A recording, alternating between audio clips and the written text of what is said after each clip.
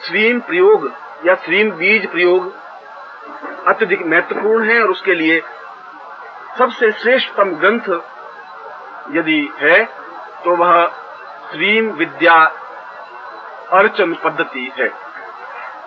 हस्तलिखित ग्रंथ है, प्रकाशित हुआ नहीं है। बहुत समय पहले वेंकटेश्वर प्रेस एक मुंबई में होती थी। उस वेंकटेश खेमराज श्री कृष्णदास उसके मालिक थे और उन्होंने उस ग्रंथ को प्रकाशन किया था लिथो पद्धति में। पहले ऐसे छापे खाने नहीं थे, लिथो छापाखाना था और 1927 में उसका प्रकाशन किया था। 1000 कॉपी छापी। फिर उसकी ही कॉपी वापिस आगरा में छपी थी। माईथान कोई जगह है आगरा में, माईथान कोई मोहल्ला है या कोई जगह है, उसका एड्रेस यही था, माईथान आगरा। वो कोई सेठ थे, उन्होंने उस पुस्तक को वापिस छपवाई थी। वो भी 1000 प्रतियां छापी थी। उसके बाद वह पुस्तक लुप्त है। मगर वह पुस्तक अपने आप में एक श्रीम बीज पर ही पूरी पुस्तक है और विशेष महत्वपूर्ण पुस्तक है। यदि कभी आपको ऐसी पुस्तक हाथ मिल जाए तो एक महत्वपूर्ण पुस्तक है। उसमें एक प्रयोग, विशिष्ट प्रयोग दिया है। उस विशिष्ट प्रयोग को मैं आपके सामने दिखा देता हूं। उसमें कहा है, और वह अगर उसमें कहा है तो उसको मैंने अनुभव करके मैं कह रहा हूं। किसी पुस्तक में लिखा हुआ यादसी लिखितम दृष्ट्वा तादृशम लिखितम मया, जैसी पुस्तक में लिखी है वैसी ही बात कह दूंगा तो फिर मेरा गुरुत्व खत्म हो जाएगा। फिर तो मेरा कहने का मतलब ही नहीं रहेगा। लिखा हुआ है उसको मुझे अनुभव करना है। अनुभव करने के बाद मैं कंफर्म हूं तो मुझे बताना चाहिए। ऐसा ही बताता हूं मैं। केवल कोई लिखी लिखाई, मैं तो केवल प्रमाण दे रहा हूं या आपको बता रहा हूं कि ऐसी पुस्तक है। उसमें उस पुस्तक में एक विशिष्ट प्रयोग श्रीम बीज का दिया हुआ है और उन्होंने कहा है कि संक्रांति या अमावस्या की रात्रि को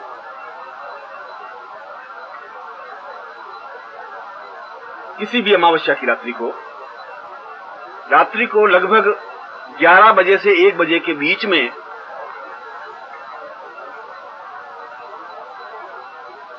त्रिगंध तैयार करें और त्रिगंध तैयार करते समय श्रीम रीम श्रीम महालक्ष्मी नमः मंत्र का निरंतर उच्चारण करता रहे।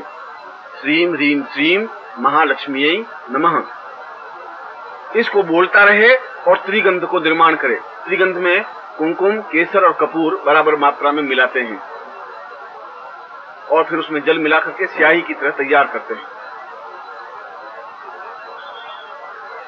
फिर अब ये प्रयोग ही है, आप इसको प्रयोग तो प्रयोग है क्योंकि यह प्रयोग अपने आप में एक विशिष्ट तांत्रिक प्रयोग है और तंत्र के बारे में कंफ्यूज होने की जरूरत नहीं है। फिर रात्रि को मीन्स अर्धरात्रि कहलाती है। 11 बजे से 1 बजे का टाइम जो होता है वो अर्धरात्रि कहलाती है, मध्य रात्रि कहलाती है, काल रात्रि कहलाती है अमावस्या की। फिर स्नान करे 11 बजे से 1 बजे के बीच में, यदि उस प्रयोग को करना है तो।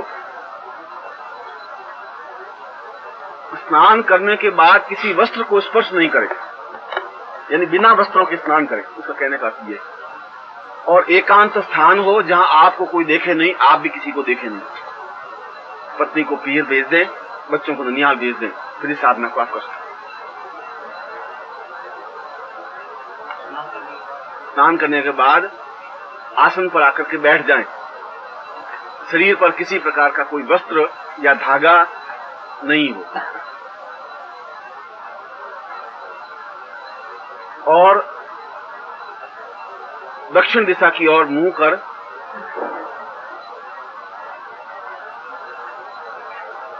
बैठे और भोजपत्र पर चांदी की सलाका से उस त्रिगंध से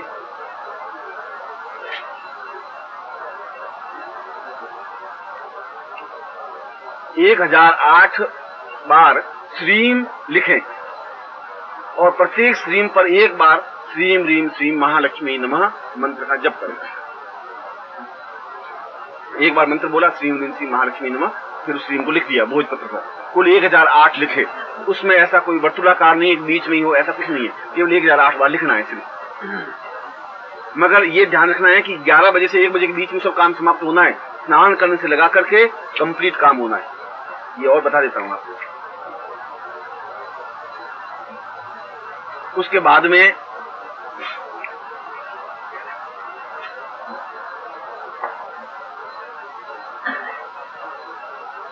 एक विशेष मंत्र है, वो मंत्र मैं आपको लिखवा देता हूं। उस मंत्र का एक माला जप हकीक माला से करें। हकीक माला ले ले हाथ में और फिर उस मंत्र को जपे। मंत्र है, इसमें ओम नहीं है, श्रीम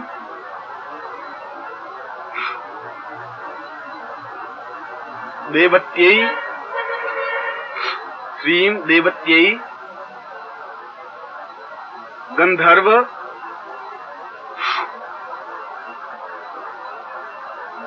पिशाची पिशाची कुबेराय हसनमुखीं, हसनमुखी, हसनमुखीं न आधा होगा, आगच्छ सिद्धय ह्रीं श्रीं हुम फट। और इस मंत्र का 108 बार उच्चारण करना है। 1008 बार लिखने के बाद में 108 बार उच्चारण करना है। और उस त्रिगंध से और तर्जनी उंगली से, तर्जनी उंगली का मतलब है पहली उंगली से उस श्रीम पर बिंदियां लगा देनी है। बिंदियां लगाते रहना है, बोलते रहना है। बाएं हाथ में माला ले लेनी है, दाहिने हाथ में बिंदियां लगानी है। उस भोजपत्र पर जो 1008 लिखे हैं उन 1008 पर बिंदियां लगा देनी है इस मंत्र को बोल करके। इसका मतलब है कि एक बार मंत्र बोलेंगे तो कम से कम 10 बिंदियां लगनी चाहिए, 11 बिंदियां लगनी चाहिए। तब 1008 बिंदियां 108 बार बोलेंगे, 1008 पे लग जाएगी मोटा मोटा ही।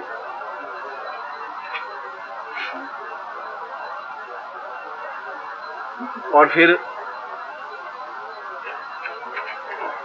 उस भोजपत्र को रात्रि को मोड़ करके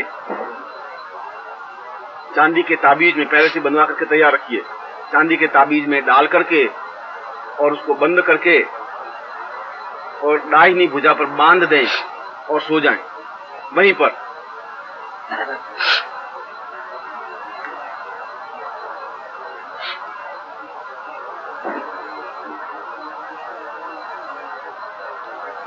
तो दूसरे दिन सुबह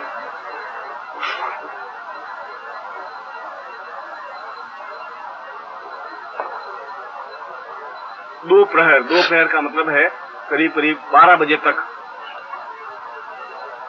अनायास धन प्राप्ति होगी ही, ये गारंटी है।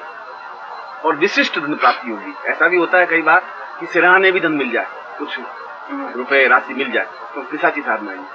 मगर ऐसा नहीं भी हो, क्योंकि आपकी इतनी एकाग्रता नहीं है। अगर एकाग्रता है आपकी पूर्ण तो सिरहाने धन मिलेगा ही, ये भी निश्चित रूप से बात है।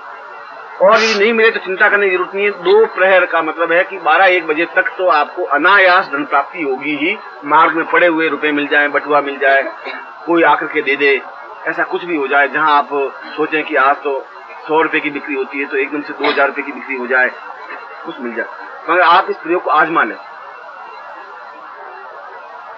और उसका इफेक्ट पूरे 1 महीने तक रहता है। मगर पहले दिन इफेक्ट ज्यादा होगा, दूसरे दिन उससे कम होगा, तीसरे दिन उससे कम होगा, चौथे दिन से कम होगा, ये और बता देता हूँ। मगर फर्स्ट डे तो इफेक्ट होता ही है, इसमें इफेक्ट बढ़ती है। ये श्रीम प्रयोग।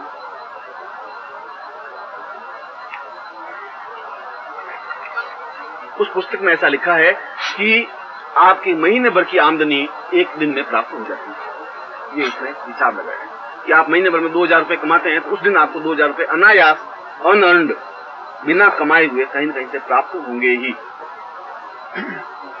और यहाँ पर एक व्यक्ति उपस्थित हैं आपके जिनको ऐसा 5-6 बार अनुभव हुआ है, जिनको प्रयोग मैंने समझाया था और उनको 5-6 बार ऐसा हुआ है और मार्ग में ही उनको धन मिला है, मतलब चलते हुए रास्ते में। और 6 बार ऐसा हुआ है, 1 बार नहीं। और मिला, मेरे पास आए वो सज्जन, कैसा अब मैं गुरुजी देखो दोष लग गया, अब मैं ये तो चोरी का तो पैसा नहीं है। मैं कहा तुम्हें तो मिला है, अब किसी का पैसा होगा, बटुआ गिरा है, तुमने कुछ जेब नहीं काटी है, तुम्हें मिला है, तुम उसका उपयोग करो। तो 6 बार उसने प्रयोग किया है, 6 बार उसको सफलता मिली है। तो ये तो आपका महीने भर की कमाई तो एक दिन में आपको मिल सकती है। अब इसकी और भी रेंज ज्यादा है, दूसरे प्रयोग भी है इसमें। मैं तो केवल श्रीम प्रयोग के बारे में दिया है, श्रीम का तांत्रिक प्रयोग, जो कि आपके लिए महत्वपूर्ण है, निश्चित रूप से महत्वपूर्ण है, क्योंकि इसमें कोई दोष युक्त नहीं है, इसमें कोई नुकसान नहीं है और इसमें कहीं किसी प्रकार की तकलीफ नहीं है। मंत्र बराबर मंत्र तो नहीं है जी, मैं मंत्र एक बार ही बोलता हूँ, दूसरा बोलता हूँ, क्योंकि मैं बोलता रहूंगा तो आप तो 1008 बार उच्चारण करवा देंगे। आप भी तो पूरे सिद्ध है ना, इसलिए मैंने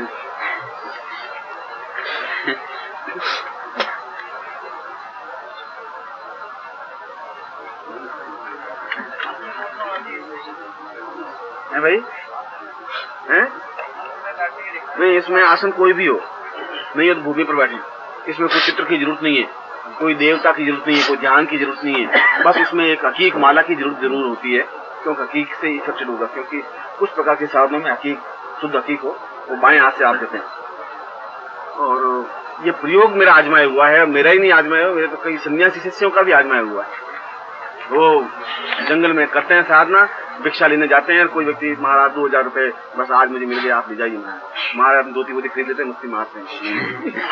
मैंने कहा तुम और भूखे मरोगे सालों, और तो तुम कमाने की तुम तरकीब है नहीं, चलो तुम इससे कमाओ खाओ, क्योंकि बाकी ऊंची साधना कर नहीं सकते, भूखे मरते हैं। मैं कहा तुम भीख मत मांगो, तो मेरा नाम डुबो दोगे, बस ऐसा प्रयोग कर लिया, महीने भर का तुम्हारा रोटी रोजगार हो जाएगा। और अब वो याद करते हैं बस, इसके अलावा कुछ करते ही नहीं। और जंगल में उनको कोई देखते नंगे बैठे रहते, कौन पूछे उन्हें, परवाह है।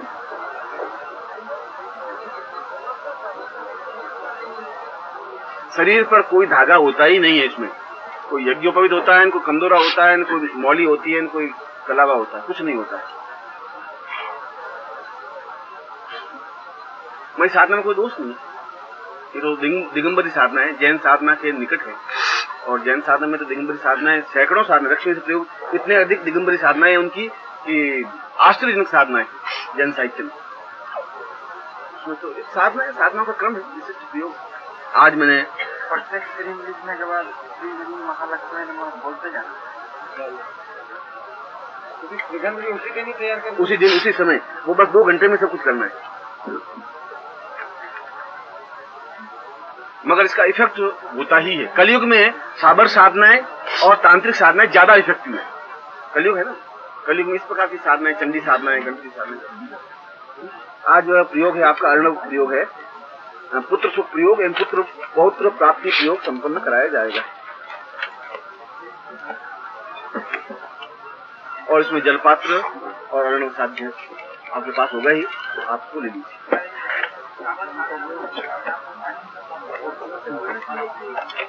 नहीं, इतना बोलना चाहिए जितना आपके कान सुन सके।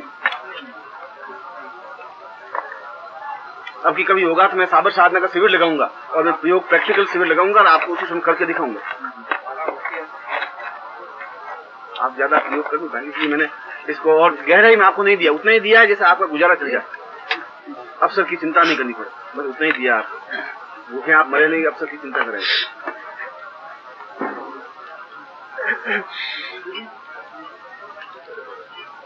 आपने अभी बाएं हाथ से संबंधित बात की है कि बाएं हाथ से माला फेरे, मैं समझ नहीं पाया किस तरह ये माला है, इसको फेर करें